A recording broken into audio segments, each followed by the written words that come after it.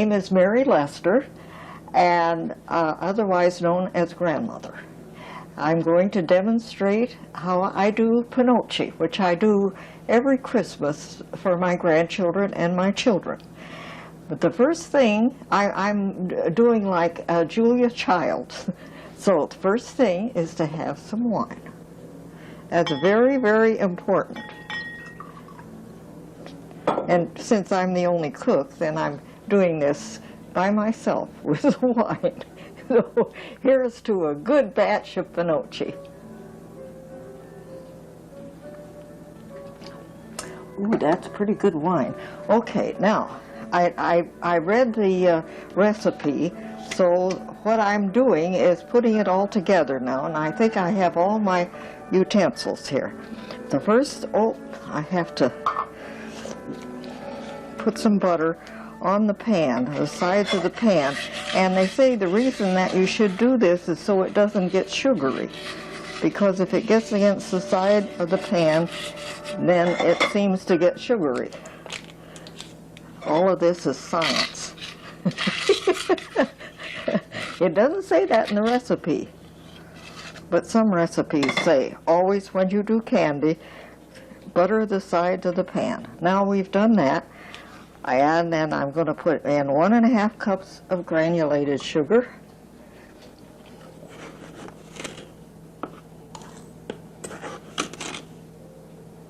Okay, Tommy, I didn't say you were the one that was taping this for posterity, so why don't you join in with some comments while I'm filling these things, because it takes a lot of concentration.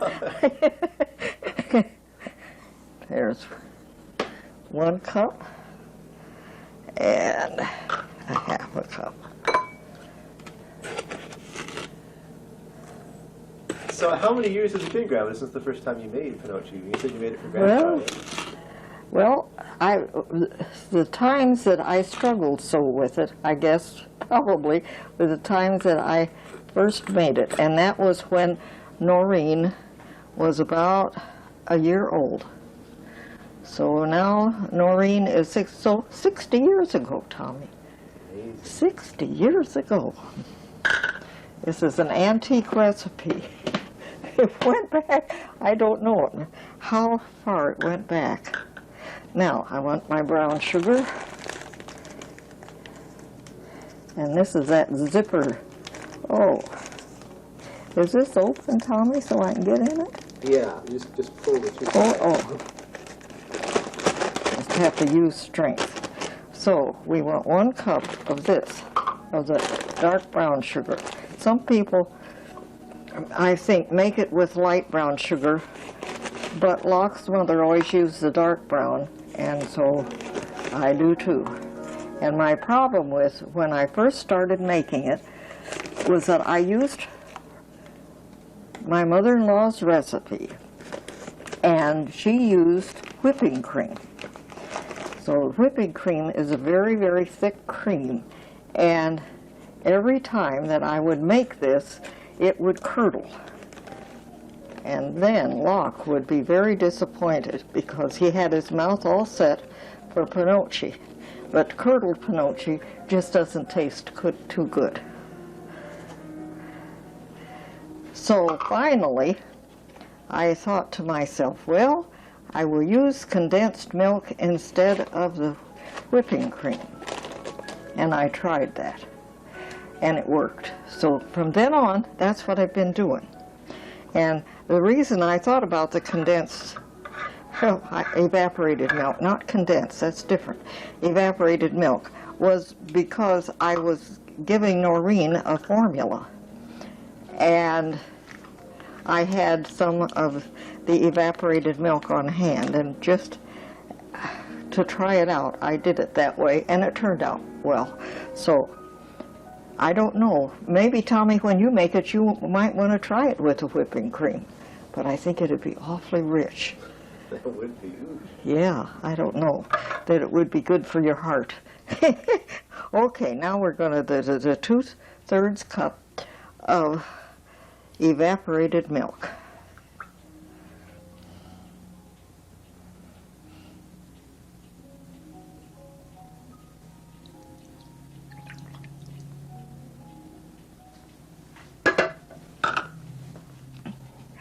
spoon, and And you have it you have to mix it up. before you turn the heat on, then, so no heat yet. No, Okay. Sorry. Jump ahead. I don't think it would hurt to turn the heat on very low, Tommy, but I usually just do it this way.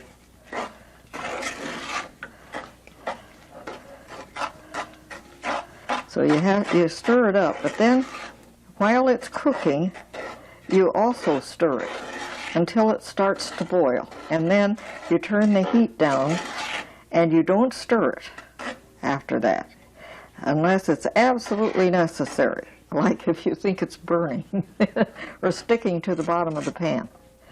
Okay, now I'm going to turn it on, and you turn it on, oh, not quite medium-high.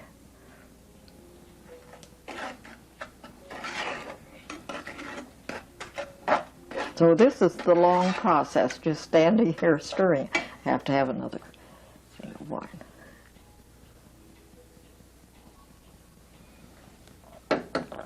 So basically, Yeah, okay, and it's coming, it is at a boil now, and then I turn it down to a little bit past low. You don't want it to cook too fast. And then we don't stir it until it's just about ready to take off the stove. But you kind of have to watch it so that it doesn't stick to the bottom of the pan. All of that is what takes what experience does for you. and the wine. And the wine, right. So then this is when you just get to stand and drink your wine. Actually, you can leave it. But usually I make a double batch, and it takes longer, of course, for a double batch. For a single batch, I think it's a lot faster. Boy, it really is bubbling. Mm-hmm.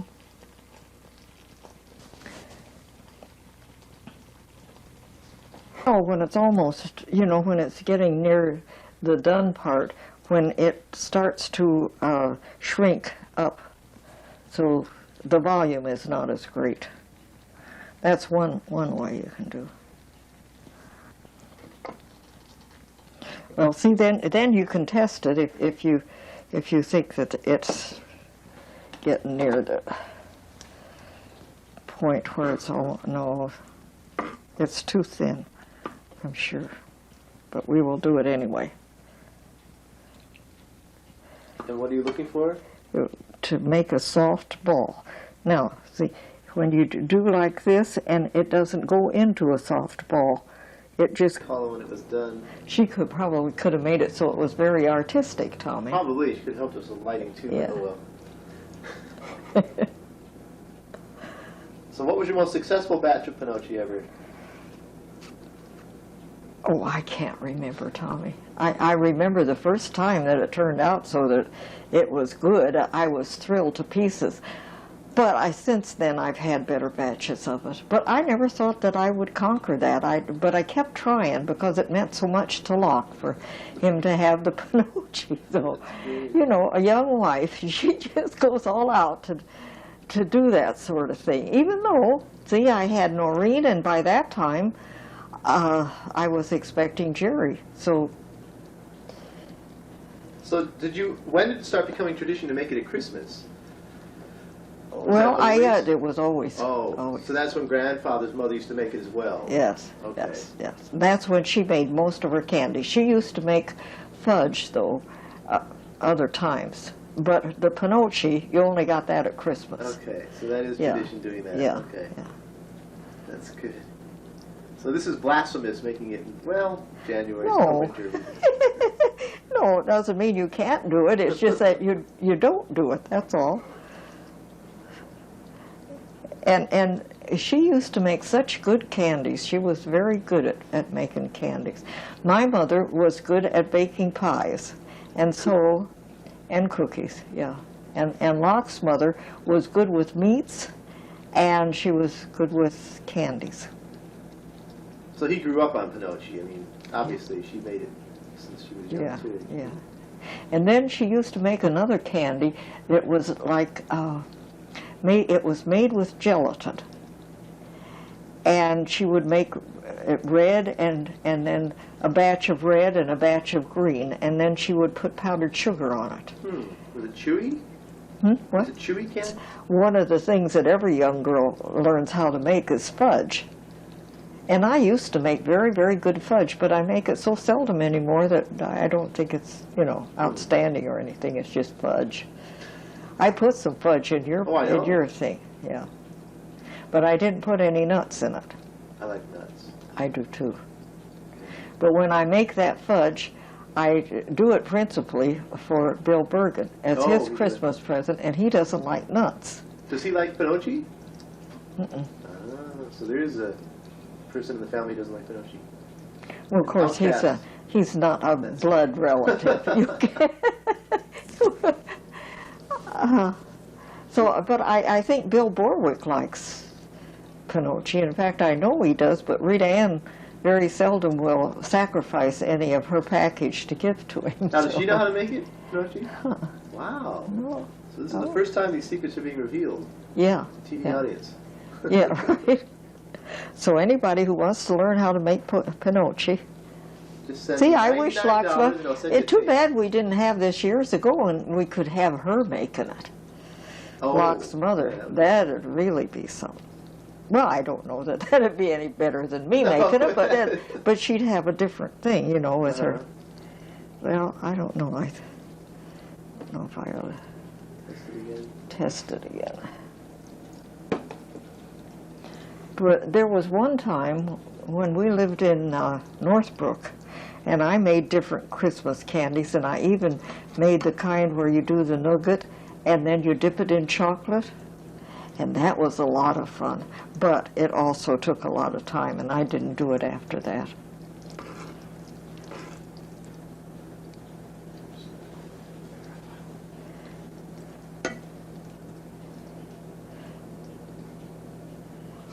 No, not quite. It's getting there, though, Tommy.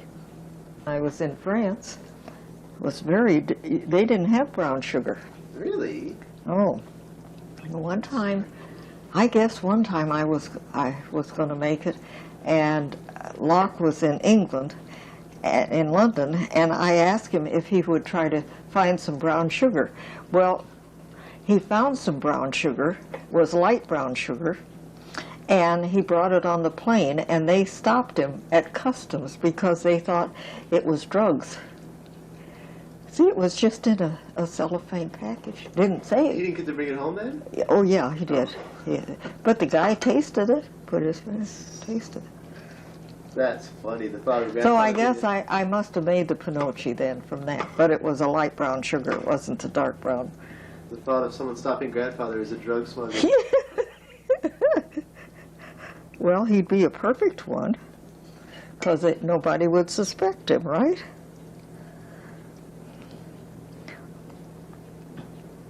Okay, Tommy, I'm gonna pour this out, and then I'm gonna show you. Can you leave that and come over here and look to see what? Sure. Actually, and I could show the camera too. Actually, if you.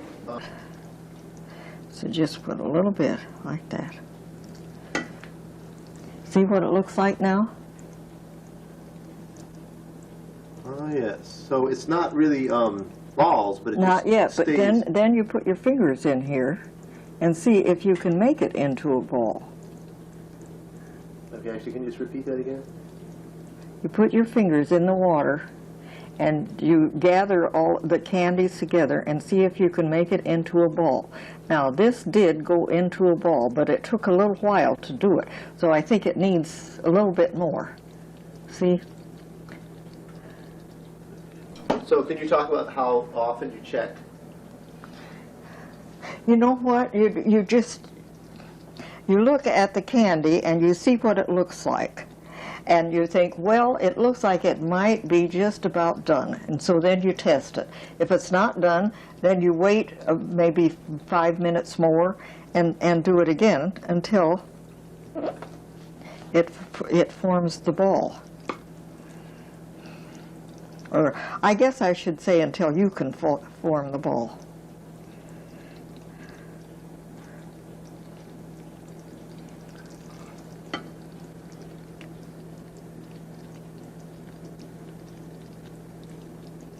such a... See, that isn't even as... I probably am testing it more often because of this demonstration than I usually do, Tommy. But if you want to, you know, you can eat the ball. That's not quite solid enough. But yeah, okay.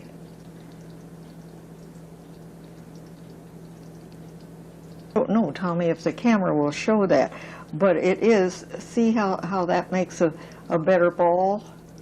See that? Yes. Can you tell? Mm-hmm. Okay, and so it's done. Now, I turn it off and remove it from the burner, and we let it cool, and it's supposed to cool to 110 degrees. And if you don't have a thermometer, then you can tell when it's ready for you to add the other ingredients and beat it when you put your hands on the side of the pan, and it's comfortable for your hands. You don't just bring your hands away like that. So then we're going to add the nuts and the vanilla, and it's very important to remember to add the vanilla. Ready? And we're going to add the vanilla. So we put in a teaspoon of vanilla.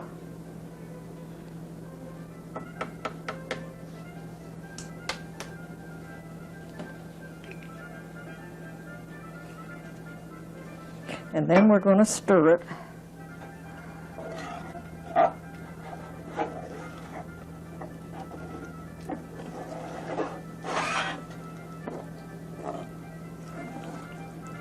It's looking good. I think now, sometimes I add the nuts right after I add the vanilla. Other times I wait, but it looks to me like I should add the nuts now, because I don't think it's going to take much beating for it to be ready. So I will now. Tommy has prepared the nuts. They're pieces of walnuts, and it's a half a cup. So now, beat it.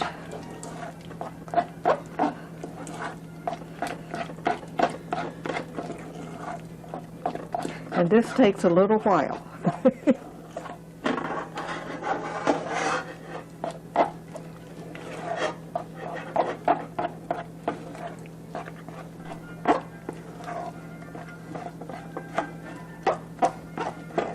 Are you watching for anything in particular as you're beating it? Yeah, you watch to see if it starts to lose its gloss. Gets a little bit dullish looking. And also, it gets harder to beat as it's getting harder, Tommy. It's just... So it's not necessarily that you're trying to get air into it. It's just something to do with the way the sugar crystals form or something. I guess it's the chemistry of it, don't you think? Probably the crystallization of the sugar. You're probably going to keep it from crystallizing. See, it's getting harder. Oh, I should have some of my wine. Here, then I'll have more energy.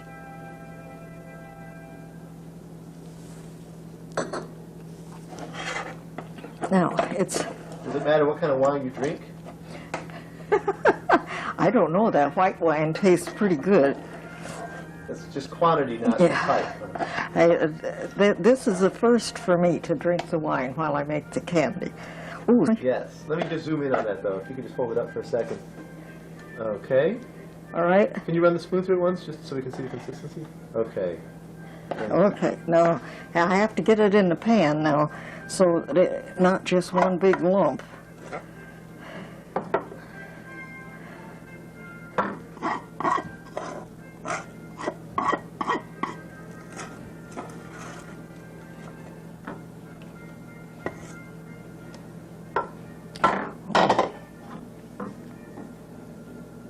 You kind of spread it out.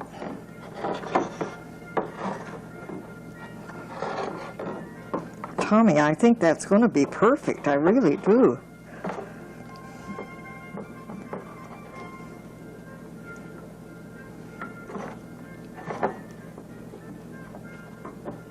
I guess I could.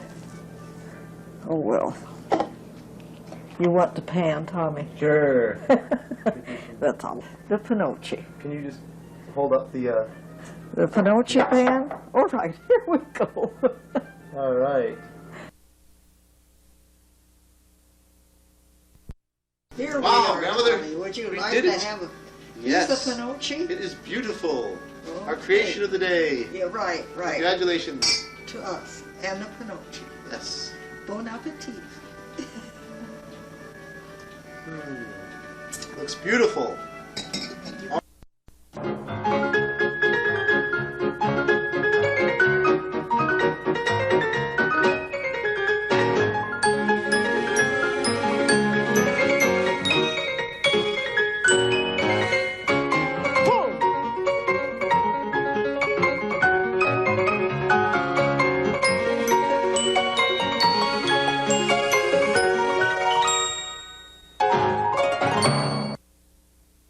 It's 1.5 cups of granulated sugar, 1 cup of dark brown sugar packed, 2/3 cup condensed milk, 2 tablespoons butter or margarine, 1 teaspoon vanilla, 1/2 cup of broken walnuts.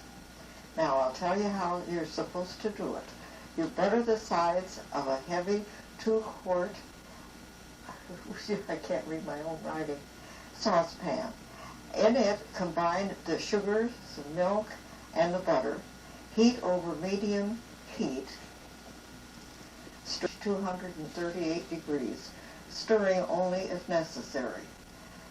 Remove from heat and cool to lukewarm, 110 degrees, without stirring. Add vanilla. Beat vigorously till fudge becomes very thick and starts to lose its gloss. Quickly stir in nuts and spread in buttered shallow pan or small platter. Score in squares while warm, cut when firm. And that's it. Okay, Tommy,